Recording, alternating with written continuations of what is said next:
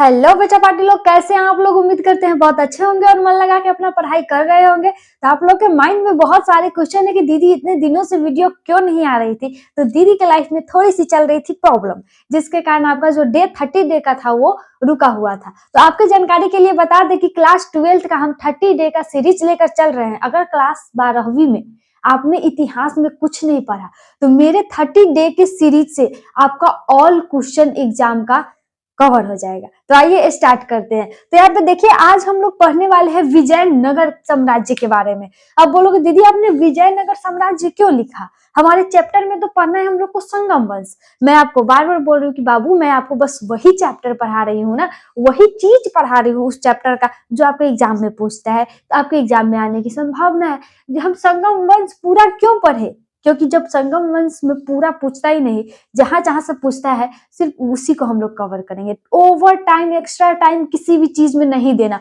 हाँ भले वो अच्छी है जानकारी के लिए, लेकिन अभी आपके एग्जाम में जो आने वाली है सिर्फ और सिर्फ हमको उस पर ध्यान देना है। तो आइए आज हम लोग देख लेते हैं विजयनगर साम्राज्य के बारे में। तो देखिए यहाँ पे विजयनगर साम्राज्य जो है संगम वंश के अंतर्गत आता है। अब लोग दीदी संगम वंश क्या था, यानी कि हम लोग का भी खानदान होता है, सबका अपना अपना खानदान होता है। वही इनके खानदान जो था वो संगम वंश का था। वंश को हम लोग बोलते हैं अपनी बोलचाल की भाषा में खानदान। वही तो ये कौन से खानदान से थे, तो संगम खानदान से। बस आपको समझने के लिए ऐसे ऐसे शब्द का उपयोग कर रहे हैं, ठीक है। आप वंश याद रखना। तो सबसे पहले ये देखिए, ये सब भी आपके जो सब्जेक्टिव क्वेश्चन है उसमें ना के बराबर पूछता है कि विजयनगर साम्राज्य की स्थापना के बारे में बताए।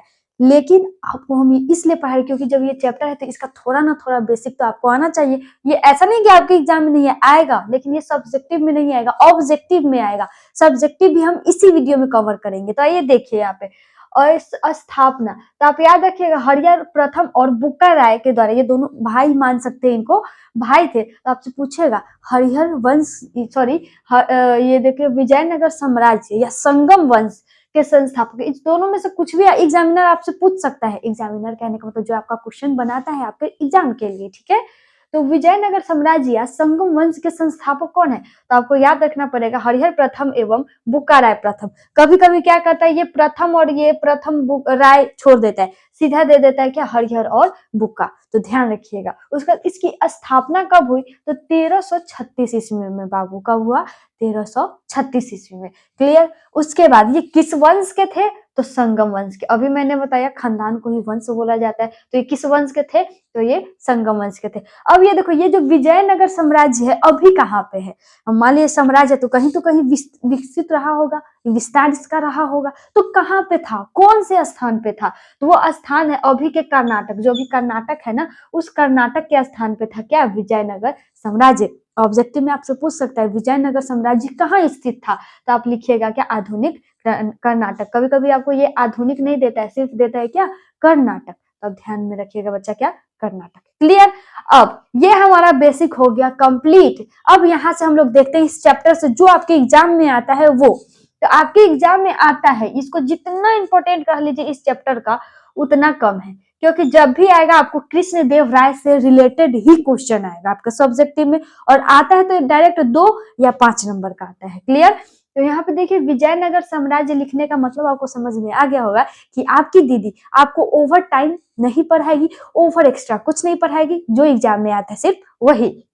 तो यहाँ पे लिखा है कृष्णदेव राय, यानी कि इस वंश के जो सबसे महान सबसे शक्तिशाली जो शासक थे, जो राजा थे, वो थे कृष्णदेव राय। आपके ऑब्जेक्टिव में भी ये क्वेश्चन पूछा जाता है कि संगम वंश के या विजयनगर साम्राज्य के सबसे महान शासक कौन थे या किसे माना जाता है, तो आप याद रखिएगा कृष्णदेव राय। याद रहेगा। मेरा गला भी सूख गया, उम्मीद करती हूँ आपको याद हो गया होगा। और हाँ, चैनल पर नए हैं तो अभी के भी सब्सक्राइब जरूर कर ले, क्योंकि ये 30 डे का सीरीज है, और जब आप एग्जाम देकर आओगे ना तब बोलोगे वाह दीदी हम किसी गलत चैनल से नहीं पढ़े थे, आप सही पढ़ा है, जो पढ़ा है वही है। तो अभी के भी चैनल सब्सक्राइब जरूर कर लो प्लीज, हार्डली रिक्वेस्ट है। अब यहाँ पे देखिए इन्होंने कब से कब तक शासन किया, तो इन्होंने लगभग 1509 से लेकर 1529 तक इन्होंने क्या किया, शासन। यानी कि ये गद्दी पे बैठे 1509 में, और किसी कारणवश इनकी मृत्यु हो गई, जो कब हुई, तो 1529 में। अब मृत्यु हुई या नहीं ये क्लियर नहीं हुआ है अभी, लेकिन 1529 के बाद इन्हीं के वंश के कोई और शासक गद्दी पे बैठा। क्लियर। उसके बाद देखिए एग्जाम में कैसे पूछेगा, आपसे पूछेगा कृष्णदेव राय के शासन काल और उपलब्धियों का वर्णन करे। तो अब देखिए बाबू, मेरा स्मार्ट बोर्ड नहीं है तो लिखने में भी मेहनत लगता है और समय ज्यादा खपत होती है, इसीलिए मैं जो मुंह से भी बोल रही हूँ ना उसको भी आप कैप्चर करते चलिएगा। तो शासन काल है तो आप क्या करना, ये क्वेश्चन रहेगा तो आप लिखना क्या, कृष्णदेव राय की शासन काल और उपलब्धियों का वर्णन हम निम्नलिखित प्रकार से कर सकते हैं। ठीक है, यहाँ तक लिख दीजिएगा। उसके बाद ये जो मैंने पॉइंट बना बना कर लिखी हूँ वो लिखिएगा। तो अभी तो ये एक ही पॉइंट है और नेक्स्ट स्लाइड में रहेगा। तो यहाँ पे देखिए लिखा है क्या, सैन्य विजय, यानी कि कहने का मतलब है कृष्णदेव राय ना युद्ध लड़ने में तलवारबाजी भालाबाजी जो भी कह लो इतने माहिर थे ना, जहां भी जाते थे युद्ध करने विजय होकर आते थे। तो उसी में से पहला इनकी उपलब्धि थी क्या, सैन्य विजय, जहां भी जाते थे क्या विजय प्राप्त करके आते थे। तो कहाँ कहाँ किया वो देखिए, उन्होंने दक्कन के सल्तनतों को हराया। पूछेगा कि दक्कन के सल्तनतों को किसने हराया, तो कृष्णदेव राय। क्लियर। उसके बाद रायचूर दोआब पर भी इन्होंने क्या कर लिया, कब्जा कर लिया। उसके बाद उड़ीसा के गजपति शासक को भी इन्होंने क्या कर दिया, हरा दिया। ये इतने महान थे कि जहां जाते थे वहां उसको हरा देते थे या कब्जा कर लेते थे या मार देते थे। तभी तो कहा गया है संगम वंश के सबसे शक्तिशाली शासक कौन थे, तो कृष्णदेव राय। तो होप करती हूँ यहाँ तक समझ में आपको आया होगा। अब हम लोग देखते हैं उपलब्धियों का पहला पॉइंट तो हम लोग देख लिए सैन्य विजय। अब देखते हैं अगला उपलब्धि इनकी। तो दूसरा है हम लोग का प्रशासन, यानी कि उस जिस समय कृष्णदेव राय जी थे उसमें उनका प्रशासन यानी कि शासन व्यवस्था क्या था वो देखिए।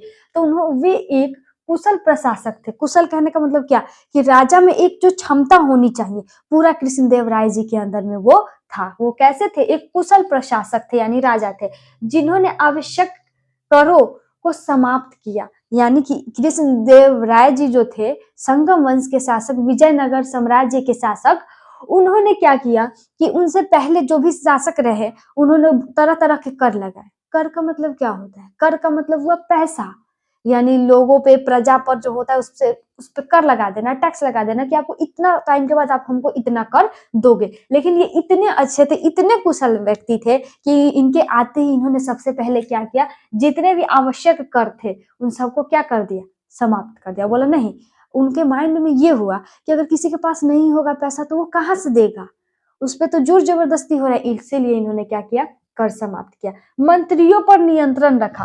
पहले के राजा जो थे सारा कार्यभार मंत्री को दे देता था और मंत्री को जो मन में आता था वो करता था। लेकिन ये कृष्णदेव राय जी जो थे इन्होंने मंत्री को कंट्रोल में रखा कि नहीं, मंत्री का जो काम है सिर्फ उतना ही दिया जाएगा। ठीक है। और कृषि व प्रशासन को बढ़ावा दिया। ये आपसे पूछा जाएगा ऐसे भी, कृष्णदेव राय के समय का प्रशासन के बारे में बताइए, तो आप लिखिएगा ये एक कुशल प्रशासक थे। इन्होंने आते ही सबसे पहले कर को क्या किया, समाप्त किया, मंत्रियों पर नियंत्रण किया और कृषि और प्रशासन को इन्होंने क्या किया, बढ़ावा दिया। क्लियर। अब देखिए इनके समय में सांस्कृतिक विकास कैसा था, सांस्कृतिक यानी कि कल्चर। ठीक है। तो उनके दरबार में अष्ट दिग्गज थे। अब बोलोगे दीदी अष्ट दिग्गज क्या होता है, अष्ट दिग्गज का मतलब होता है कवि, दिग्गज मतलब कवि और अष्ट का मतलब 8, यानी कि 8 कवि को बोलते हैं अष्ट दिग्गज। इनके आपसे पूछा जाएगा किसके दरबार में अष्ट दिग्गज थे या 8 कवि या महान 8 कवि थे, तो आप याद रखिएगा कृष्णदेव राय। क्लियर। उन्होंने आमुक्त माल्यदा जैसे ग्रंथों की रचना की। यहाँ से आपके 2 ऑब्जेक्टिव निकल रहे हैं। ये पहला ये निकल रहा है कि किसके दरबार में 8 कवि या अष्ट दिग्गज थे, तो कृष्णदेव राय। दूसरा ये निकल रहा है कि अमुक्त माल्यदा के लेखक कौन थे, इस ग्रंथ का लेखक यानी कि निर्माण किसने किया, तो कृष्णदेव राय। क्लियर। उसका देखिए स्थापत्य कला, उन्होंने कई मंदिरों को, जलाशय को और गोपुरम बनाया। अब बोलोगे दीदी गोपुरम क्या होता है, तो मंदिर के बाहर जो प्रवेश द्वार होता है, जैसे बड़े बड़े मंदिर को आप देखोगे बच्चा, मान लो ये है आपका मंदिर हो गया, तो इस मंदिर से पहले आपको यहाँ पे बड़ा सा एक दरवाजा बाहर से देखने को मिलेगा और मंदिर अंदर में। तो यही जो प्रवेश द्वार था उस प्रवेश द्वार को बोला गया क्या, गोपुरम। इन्होंने ही, वहां का इतना सुंदर सुंदर गोपुरम था, इतना सुंदर सुंदर प्रवेश द्वार था कि अभी भी वो सब है। अब कर्नाटक साइड जाओगे तो देखने को मिलेगा। देखता था लोग तो देखते रह जाता था, इतना सुंदर इसके समय का स्थापत्य कला। स्थापत्य कला का मतलब क्या कि उन्होंने कौन कौन से मंदिर बनाए हैं जो अभी तक है, ठीक है, मंदिर हो गए, जलाशय हो गए, जो निर्माण कराया जाता है वो। अब देख लेते हैं महत्व क्या था इस सब का। तो कृष्णदेव राय का काल विजयनगर साम्राज्य का स्वर्ण युग माना जाता है। आपसे पूछा जाएगा किस शासक के काल को स्वर्ण युग माना जाता है संगम वंश में, तो आप याद रखिएगा कृष्णदेव राय के शासनकाल को, ठीक है। विदेशी यात्रियों ने उनके कुशल प्रशासन और लोगों की समृद्धि पर प्रशंसा की। समृद्धि मतलब क्या होता है, यानी कि जो बाहर से विदेशी यात्री आता है ना, अभी भी हम लोग के इंडिया में बहुत सारे विदेशी यात्री लोग घूमने आते हैं, देखने आते हैं कि इंडिया में क्या क्या हो रहा है, इंडिया कैसा है नहीं है। वैसे ही पहले भी जब कृष्णदेव राय राजा बने हुए थे उस समय विदेश से लोग आते थे घूमने, तो उन्होंने देखा तो उन लोगों को यहाँ का जो शासन व्यवस्था था, कहाँ का, विजयनगर साम्राज्य का, बहुत अच्छा लगा। और वहां के लोग भी बहुत समृद्ध। समृद्ध का मतलब क्या कि कोई भी खाने के लिए नहीं तरस रहा है, पैसे के लिए नहीं तरस रहा है, कपड़े के लिए नहीं तरस रहा है, पूरी तरह से उसको जितनी आवश्यकता होनी चाहिए सभी पूर्ण रूप से पूरी तरह से समृद्ध है। तो ये सब देखकर विदेशी यात्रियों ने कृष्णदेव राय के शासन काल की भी प्रशंसा की है। तो होप करती हूँ इनकी जो उपलब्धियां थी आपको समझ में आया होगा। आपके एग्जाम में ये आता है 5 नंबर में। अब हम लोग देखते हैं आगे। अब हम लोग देख लेते हैं विजयनगर की स्थापत्य कला, यानी कि वहां की कलाएं कैसी थी, कैसी आकृतियां बनाई जाती थी, मंदिरों का किस प्रकार से निर्माण की जाती थी, उसके बारे में। तो आइए देखते हैं, यहाँ पे लिखा हुआ है विजयनगर स्थापत्य शैली में चोल, ये इंपॉर्टेंट है जो अभी हो रहा है, ये चोल, चालुक्य, पल्लव तथा होयसल। ये आपसे एग्जाम में पूछा जाता है कि विजयनगर के स्थापत्य कला में किस शैली का उपयोग किया जाता था। तो आपको याद रखना पड़ेगा चोल, चालुक्य, पल्लव और होयसल शैली का इसमें शिक्षण मिलता है। यानी कि जब विजयनगर साम्राज्य की जो स्थापत्य कलाएं हैं, मूर्तियां हैं, मंदिर है, जलाशय है, जो भी है, उस सबकी जब आप देखिएगा तो वहां की शैली जो है देखने से आपको लगेगा क्या कि वो चोल, चालुक्य, पल्लव और होयसल की शैली है। क्लियर। विठल स्वामी, क्या, विठल स्वामी मंदिर, विरूपाक्ष मंदिर इस शैली का महत्वपूर्ण उदाहरण है। मतलब इसका क्या हुआ कि विजयनगर साम्राज्य यानी जिसमें संगम वंश था उसमें मंदिरों का भी निर्माण करवाया गया, जिसमें सबसे महत्वपूर्ण मंदिर है विठल स्वामी जी का मंदिर और विरूपाक्ष की मंदिर। विरूपाक्ष से भी संबंधित एक क्वेश्चन आता है, वो भी मैं करवाऊंगी, ठीक है। तो विरूपाक्ष मंदिर, इस सबको देखने से पता चलता है कि चोल, चालु व पल्लव और होयसल शैली का ही प्रयोग किया गया है, ठीक है। और यहाँ से एक और क्वेश्चन बनता है कि विरूपाक्ष का मंदिर कहाँ पे है या विठल स्वामी का मंदिर कहाँ पर है। तो यहाँ मैंने आपको बताया था कि जो विजयनगर साम्राज्य था वो कहाँ पर था, कर्नाटक में। और कर्नाटक में, और विजयनगर साम्राज्य जब कर्नाटक में है तो जब विजयनगर साम्राज्य की मंदिरें भी बनेगी तो विजयनगर में ही बनेगा ना, तो वो भी कहाँ चला गया, आधुनिक कर्नाटक में। तो विठल स्वामी की मंदिर कहाँ पर है, तो कर्नाटक में। विरूपाक्ष की मंदिर कहाँ है, तो वो भी कर्नाटक में। और इसी शैली का प्रयोग है, ठीक है। इसमें ग्रेनाइट पत्थरों का उपयोग किया जाता है। आपसे पूछा जा सकता है इसमें किस पत्थरों का उपयोग किया गया, यानी कि विजयनगर साम्राज्य के समय स्थापत्य कला में किन पत्थरों का उपयोग किया जाता था। तो आपको याद रखना पड़ेगा क्या, ग्रेनाइट पत्थरों का। क्लियर। और साथ ही साथ शिल्प कला में सेल खड़ी पत्थरों का उपयोग किया जाता था। यानी कि इसमें मुख्यतः तो ग्रेनाइट का होता था, लेकिन अगर शिल्प कला में आप देखिएगा तो उसमें सेल खड़ी पत्थरों का उपयोग किया जाए। शिल्प कला का मतलब क्या है, पत्थरों पर डिजाइन बनाना, पत्थरों पे कलाकारी करना, ठीक है, उसे बोलते हैं शिल्प कला। तो शिल्प कला में किसका प्रयोग किया जाता था, तो सेल खड़ी का। ये सब इंपॉर्टेंट है जो जो मैं गोल गोल कर रही हूँ, ठीक है। और स्तंभों को जानवरों तथा पौराणिक हिंदू कथाओं से सजाया जाता था। स्तंभ का मतलब क्या है, जो अभी का जो पिलर है वहां पे स्तंभ बनाया जाता था जगह जगह पे। तो जैसे कि ये स्तंभ बनाया गया तो इस पे कहीं कहीं जानवर का चित्र दे देता था, उसके बाद इसमें कुछ कुछ कहानियां लिख देती थी। कैसी कहानी, पौराणिक कहानी और हिंदुओं की कहानी। इसमें मुस्लिम का कोई जगह नहीं था इस वंश में। क्लियर। तो जितने भी स्तंभ होते थे उस पे जानवरों के चित्र बना दिए जाते थे और उसमें पौराणिक ग्रंथों से कथाएं, कहानियां जो भी हो वो स्तंभों पर लिख दिया जाता था, ठीक है। उसके बाद है मंडप चबूतरे पर बने हैं मंदिरों में भव्य गोपुरम। गोपुरम का मतलब मैंने बताया था ना कि जैसे कि ये मंदिर हो गया आपका, तो यहाँ से पहले जाने के लिए एक बड़ा सा गेट रहता है, उसी गेट को बोलते हैं गोपुरम। तो बहुत सुंदर सुंदर, आप जब कर्नाटक जाइएगा तो देखने को मिलेगा गोपुरम, यानी कि मंदिरों में प्रवेश करने से पहले का जो द्वार होता है उसे बोलते हैं गोपुरम। क्लियर? तो यही था आपका विजयनगर साम्राज्य की स्थापत्य शैली। शैली में मुख्यतः पे याद रखिएगा चोल, चालुक्य, पल्लव और होयसल। क्लियर? अब देख लेते हैं हम लोग विजयनगर साम्राज्य जब इतना समृद्ध था, इतना अच्छा था, तो फिर इसका पतन कैसे हो गया, मतलब ये खत्म कैसे हो गया, इसके बाद क्यों दूसरा वंश शासन करने लगा, तो वो देखिए यहाँ पे लिखा भी है विजयनगर साम्राज्य के पतन के कारण।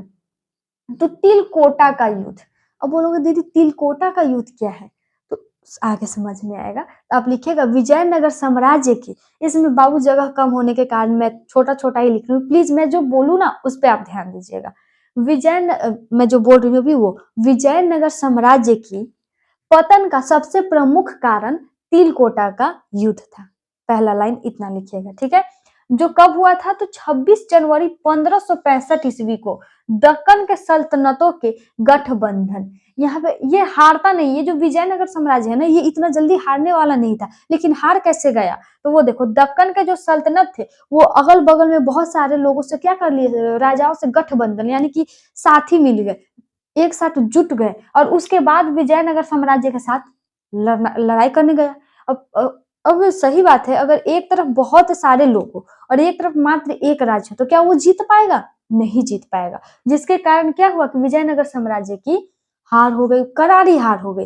फिर भी ये अभी अभी भी इसमें ताकत था, लेकिन इसके बाद इसको टारगेट जो है विजयनगर का एक राजधानी थी हम्पी, टारगेट कर दिया गया क्या, हम्पी को। जैसे ही विजयनगर साम्राज्य हारा, फटाक से चला गया कहाँ, विजयनगर साम्राज्य की राजधानी हम्पी पर हमला करने, और वहां जाने के बाद बहुत तोड़ फोड़ किया, जगह जगह पे चीजों को जलाने लगा, जिसके कारण पूर्ण तरह विजयनगर साम्राज्य की पतन हो गया, विनाश हो गया। तो उम्मीद करती हूँ विजयनगर साम्राज्य से आपको ये इतना बहुत अच्छा से समझ में आया होगा। और वीडियो अच्छा लगे तो वीडियो को लाइक करके चैनल को सब्सक्राइब जरूर कीजिएगा। मिलते हैं नेक्स्ट वीडियो में, तब तक के लिए take care, bye bye and धन्यवाद।